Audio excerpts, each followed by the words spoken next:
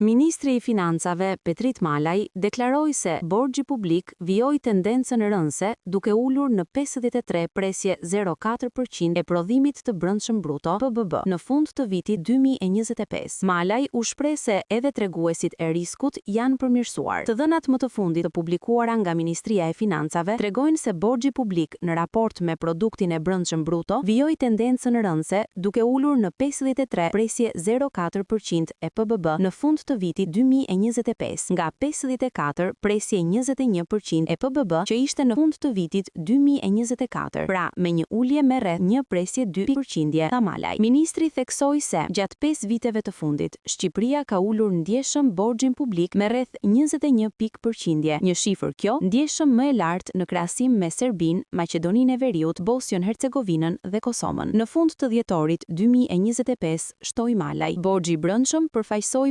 59,4% të stokut të borxhit të qeverisë qendrore, ndërsa borxhi i jashtëm përbën 40,6% të tij. Sa i takon kostos mesatare të borxhit të brendshëm, Malaj u shpreh se gjatë periudhës janar-dhjetor 2025, yieldi mesatar i letrave me vlerë të qeverisë pësoi ulje, duke arritur në 4,23% kundrejt 4,56% në fund të vitit 2024. Gjithashtu, vijoi ai edhe kostoja mesatare e borxhit të jashtëm për vitin 2025 pësoi ulje, duke arritur në 3,53% nga 3,70% që ishte në 2024. Malaj u shpreh se edhe treguesit e riskut janë përmirësuar.